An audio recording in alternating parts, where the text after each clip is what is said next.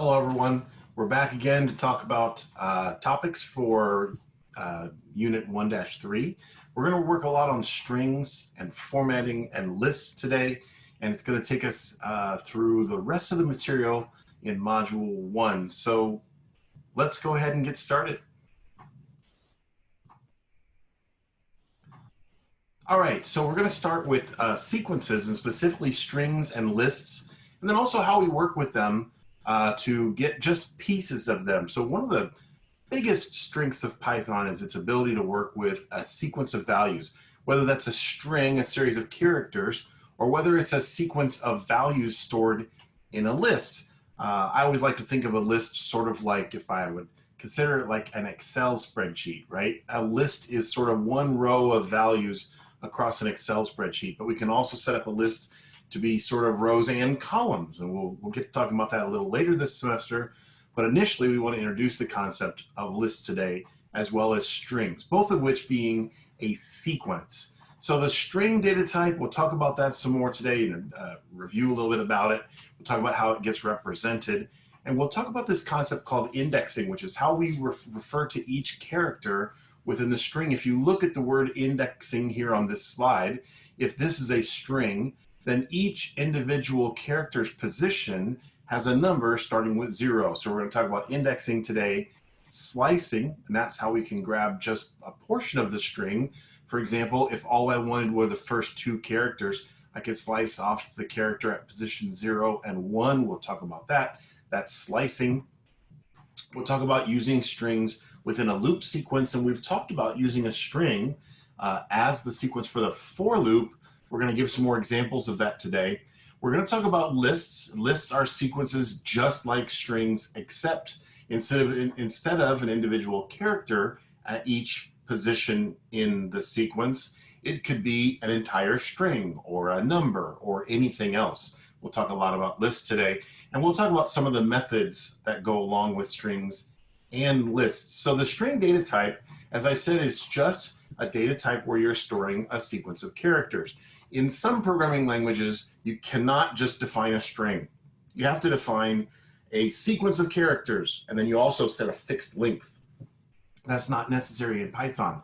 In Python, if you just assign a string to a variable, that variable is the string data type, and it will hold a number of characters. So I might have a variable called str1 that holds hello, str2 holds spam, notice double quotes, single quotes. We'll talk about some of the differences here. I can tell it to print these two strings separated by a space. Remember the comma within the print function adds a space. So I've got hello and then spam. I can ask for the data type for each, and it's going to tell me that those are both string data type. The string literal, the characters, the literal inside the string is enclosed by either single or double quotation marks. And we actually have a lot of options for quotation marks. I like to use single on a regular basis, but sometimes I just sort of go back and forth from one to the other. You do need to be consistent. If you start with a double quote, you have to end with a double quote. If you start with a single quote, you have to end with a single quote. But other than that, you can pretty much use them interchangeably. However, the different versions of quotes, and there's actually 3, single quote, double quote, and triple quote, they give us some flexibility. For example, if I had to have an apostrophe, if my string was, I can't finish work today, can't has an apostrophe, a single quote in it. I can't start the string with a single quote and then use an apostrophe in the string. But if I started with double quotes, I could put an apostrophe in the middle. I have that example right here. Double quotes around the outside, print a single. What if you wanted to print a double quote is a part of your string? Well, then you could surround it with single quotes. And you can also use triple quotes, and that's for strings that span multiple lines. So my example here, print triple quote, welcome, new line 2, new line CS, new line 17700, would print it literally like that with the new line characters in between each word. So single quotes, double quotes, and even triple quotes. And inside the triple quotes, we can also do things like include both single and double quotes as characters instead of as quote delineators. So a string has an index. As I was saying, if I've got a string, let's say my string is boiler up, right? quote, boiler up. Then index 0 is the first character in that string. Index 1 is the second, and so on and so forth. And this is a lot like that range function we've used in the for loop, right? If I say for I in range 5, it's going to start numbering at 0. And in computing terms, starting to number at 0 makes a lot of sense because that is the first index in a lot of sequences. So index 0 is a capital B, index 1 is a lowercase o. The upper and lowercase really does matter. As you'll notice, index 6 is uppercase U. And if I take a slice of that string, if I just want a few characters, for example, from index 1 up to but not including index 4, index 1 up to but not including index 4 would just be oil. So I can look at a portion of a string by slicing, just taking a section of that string out, and it got to just keep in mind it goes up to but not including. Again, similar to the range function, if I say for I in range 1 comma 4, it's going to give me 1, 2, and 3, up to but not including the last value, the ending value. So keep that in mind. That mistake is going to happen repeatedly as you write your code. I am constantly still making that mistake. So just kind of keep that in mind as you go along. All right, so what if my string equals boiler up and I ask for my string 0? I get B. My string 3, I get L, right? 0, 1, 2, 3, lowercase l. My string 0:3, starting at 0, go up to but not including 3, 0, 1, and 2. Boy, my string 6:, like I didn't specify an end. If you don't specify the beginning or you don't specify the end, the default is the beginning or the end. So 6: would be start at 6 and go through the end of the string. 0, 1, 2, 3, 4, 5, 6 is the capital U through the end of the string, and I get up. I can also do, for example, :6. So that would be from the beginning up to but not including 6. So I could do that as well. Here I've got 0:3. If I did, like this one, 0:3, if I just did :3, it's the same as this. I'm not specifying a beginning, so I mean the start by default. I can use my string as a sequence in a for loop. So if my string is boiler up for, and I'm using the variable called character, this is such a good idea. Use variable names that make sense. It allows you to read your code like it's almost natural language, like you're reading it in English. If I read this little program here in English, my string equals, quote, boiler up. For character in my string, print the character. It sounds like individual instructions in English, doesn't it? And it's because of the variable names, right? So if each character is each of these individually, it's going to print them one at a time. The print function adds a new line, like pressing enter at the end of every line, unless I specify otherwise. So I'm going to get BOILERUP, all on new lines by themselves when I run this code. And you can type this code in to the idle terminal and check it out. But I can also use the index of the characters in a for loop, the index being the position 0, 1, 2, 3, 4. So for example, my string equals boiler up. What is the length of my string? It says 8. 1, 2, 3, 4, 5, 6, 7, 8. Well, there are 8 characters there. So length of my string is 8. For I in range, and then what does this work out to? Length of my string. Well, we already know that resolves as 8, doesn't it? So this loop is for I in range of 8. It's going to give me 0, 1, 2, 3, 4, 5, 6, 7, up to but not including the end value, right? The end value was 8. So 0 through 7. Well, 0 through 7 happens to be the indexes of the characters in that string, don't they? So print, and here's the name of my whole string, and then with my slicing, I'm specifying just the current index. For I in range 8, first it's going to return 0. Print the string index 0, I get B. The for loop repeats. The next character is an index 1, right? Print the string only index 1, I get the O. As this for loop repeats, I get the same output here that I got here. The difference is on this one, I know where I am in the string. I know what index I'm looking at. And that doesn't seem right now like that's very relevant. But if I had told you I wanted you to print just the odd numbered index characters, so 0, 2, 4, 6, right? You could have had a command in here that doesn't print it if it's I'm sorry, the odd numbers, 1, 3, 5, and 7. I apologize. You could have something in here that doesn't print them if they're even.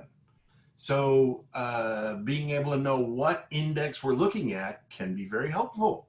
You're going to have some homework problems in homework 1-3 where using the index is very important. Maybe you've got 2 strings and you want to look at the same index value in each string, right, within a for loop. So this approach will work great for that.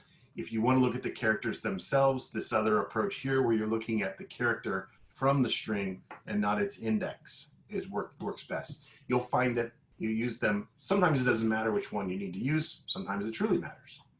So a method is an action or a function that's built into a data type or an object. A string is an object as opposed to an integer. An integer is not an object, it's just a value that's stored in a variable. A string, Python sees as an object, and it gets tools that come right along with that string that allow you to manipulate it. For example, if I assign my string equals Pete, well, because I define this as a string, Python automatically gives it a bunch of little functions that go with it. They're string functions or string methods, they're called. And one method is the .upper method. So if my string equals Pete, then my string .upper would give me all the characters in Pete in uppercase. Now, it doesn't modify the string. The string itself still is P-E-T-E in lowercase, but this would return or provide us an uppercase version of the string.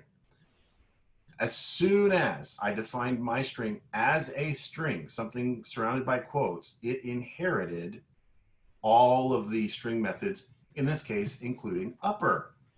But again, strings are immutable. They cannot be directly changed. You can replace them. You could say my string equals Pete, my string equals Purdue Pete, and you've overwritten it with a new string. But you can't just say change character at index 1 to a new character. You can't do that. So instead, you must replace them. So my string equals boiler. My string.upper would give us an uppercase version of the string, but notice the string itself hasn't changed. It's still lowercase boiler. So if I wanted to replace this with an uppercase version, I would have to type in something like my string equals my string.upper.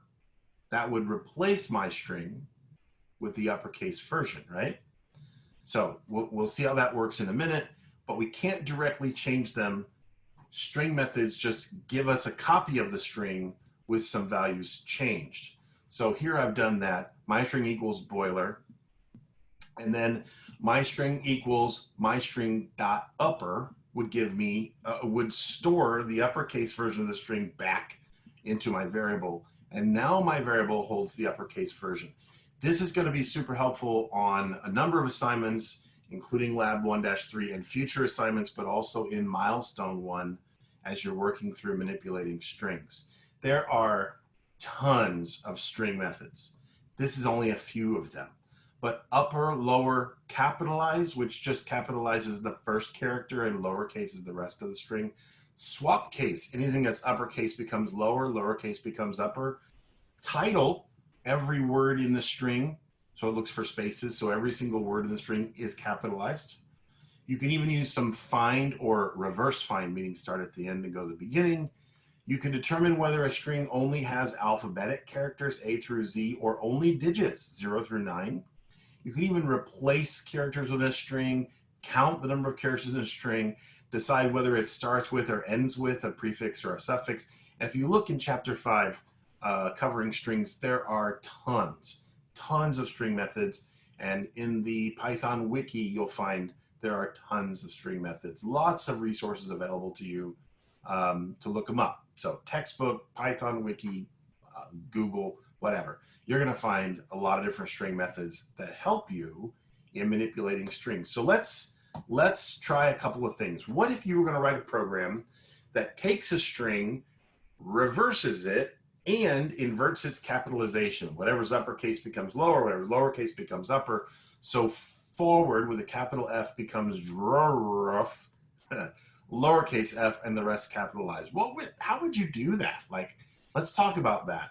First thing we need to do is get the string, right? And then we need to somehow reverse its order, and then also swap its capitalization. There was this one called swap case, so I think that would be pretty cool. I don't see anything in here called reverse, so we're gonna have to figure that part out.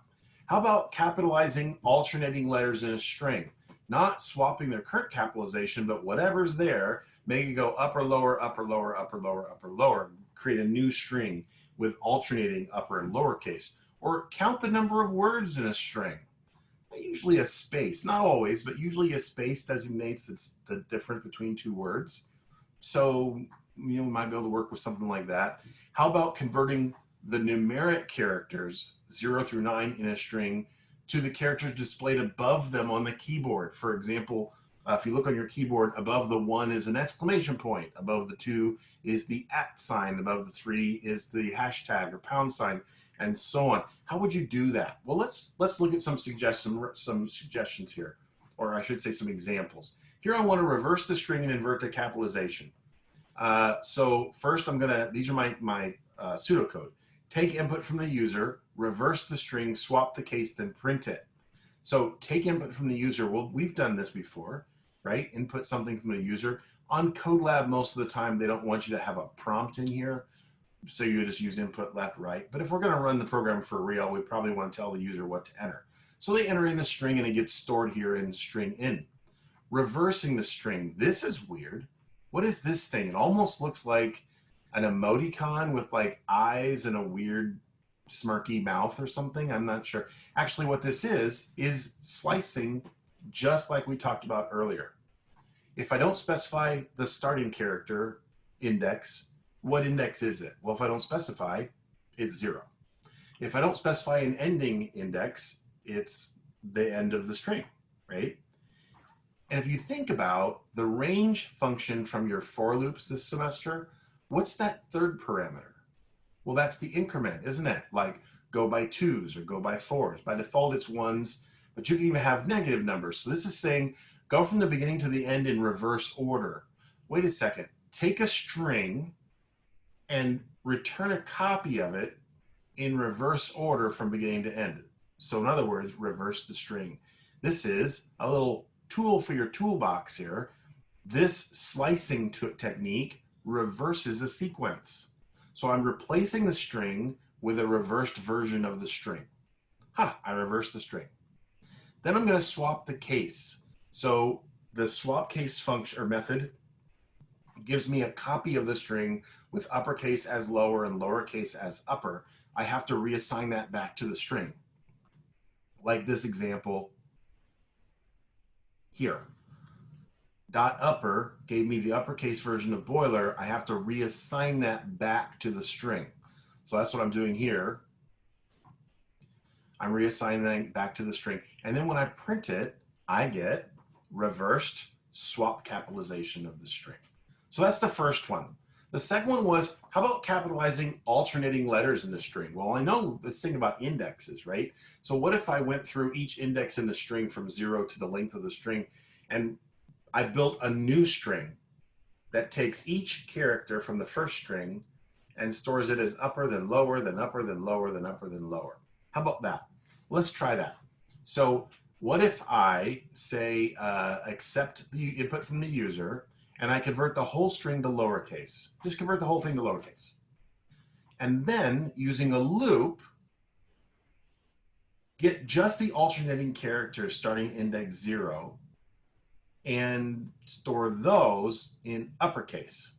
So what's happening here is I converted the list to a string because strings are immutable, but lists I can change. So I convert the string to a list, and I go through every other, the even numbered, right? From 0 to the length of the string by 2s. I go through every other character, convert that to uppercase. And then, this is a tool, a list method we'll talk about today. I join or connect all of the values from the list back into a string. This kind of technique is something you're going to use quite regularly, where you're going to go from a string to a list, from a list to a string, and back and forth. And this is how that's done. We're from a string to a list with take the string equals a list of the string. And then this is just using the indexes of the string characters, converting the even numbered indexes to uppercase. And then this dot join takes the list and smushes it back into a string again. All right. So that will give me my string with alternating capital and lowercase. How about counting the number of words in a string? I could say maybe there was a string method called count and just count the spaces. But that's not completely accurate, right? Because what if there are 2 spaces in a row somewhere? That would be off. My count would be off. But what if I said so that in that case I would say something like number of words equals the string that I accepted in from the user dot count spaces +1. So if it was you are beautiful, there'd only be 2 spaces, but +1 would give me 3. What if I split the string into a list every place there's a space? You space are space beautiful would give me a list with 3 words, you and are and beautiful. And what's the length of the list? 3. That's how many words are in the list. That'd be another alternate way to do that. Sorry, I had switched functions there. So either way works. This is a pretty simplified way, and there's maybe a more accurate way.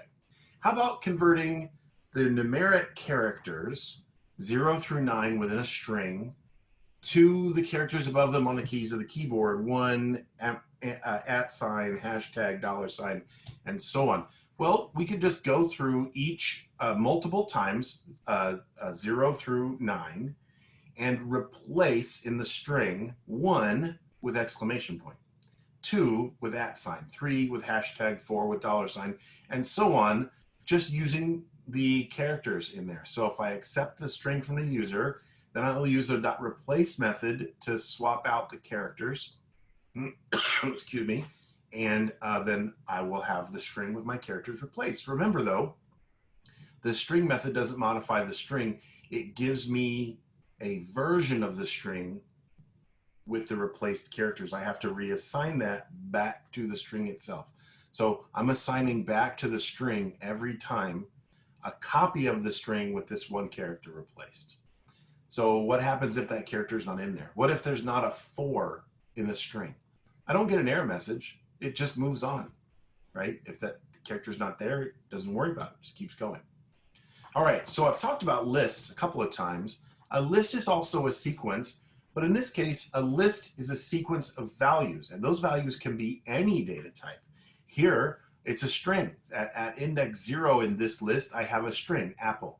At index 1, I've got an integer. At index 2, I just have a single character. Another integer here. At index 4, I've got a float value, abbreviation of pi, a lowercase character, an uppercase character. A list is the giant shoebox where you can put whatever you want. And each thing that you put in there gets an index so that you can call it back later.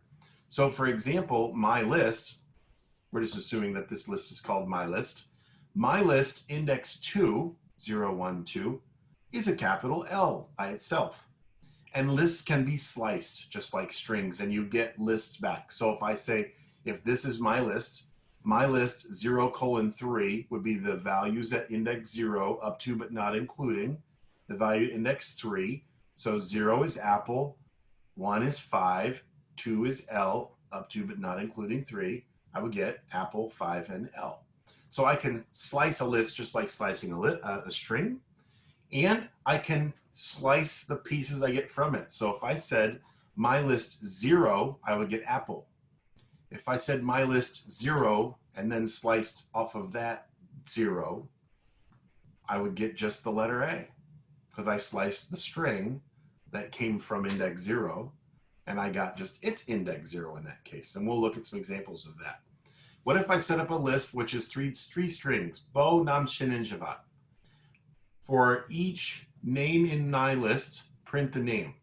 this looks familiar. In fact, this looks a lot like the way I did strings earlier. I had, if my string was boiler up, and I said for each character in the string, print it. Same concept for each name in my list, but in this case, they're not characters, they're names. So my list, this reads like natural language, right? My list equals Bo, Namchin, Javad. For name in my list, print the name. And I get Bo, Namchin, and Javad. Or my list is Bo, Namchin, and Javad. What is the length of my list? It says it's 3, right? That's very similar to the length of a string.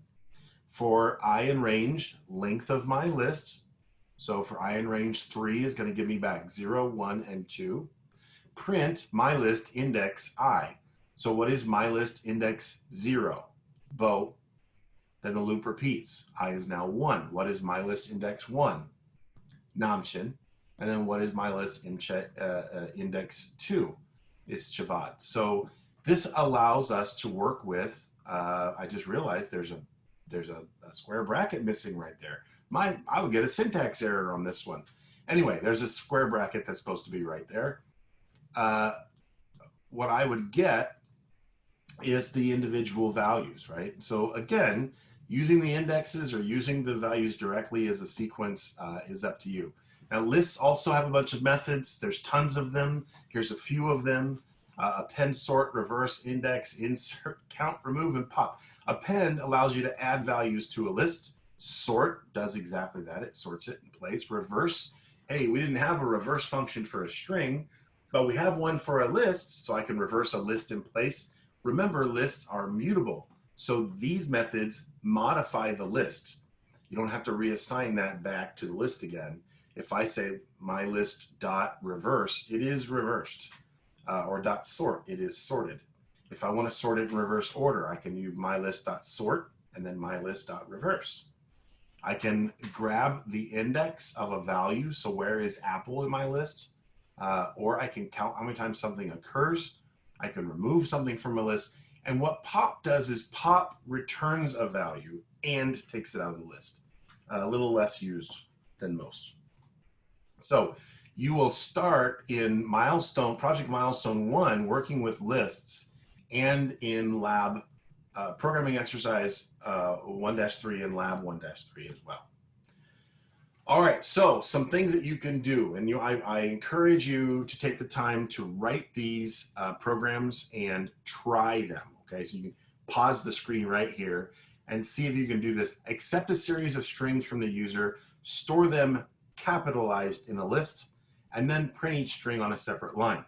How about accept a string from the user, create a list containing the following statistics about the string. How many words are in the string? What is the average length of each word? What are the individual words?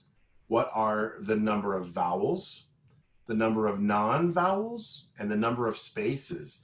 Whew, I get a string. I need to know what all the words are. I need to know what the vowels are, the number of vowels, number of non-vowels, number of spaces. Those are counting, right? Counting up the vowels, counting up the non-vowels, and so on.